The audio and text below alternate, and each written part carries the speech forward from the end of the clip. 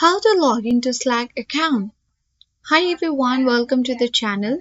This is Rose and I'm here to guide you on how to log into Slack account.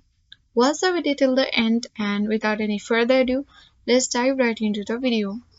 Launch a web browser on your device. Click the search bar at top of the screen and type in slack.com. Press enter on your keyboard and then you will get access to the official interface of Slack where you will see the sign in button at top right corner of the screen. Click the sign in button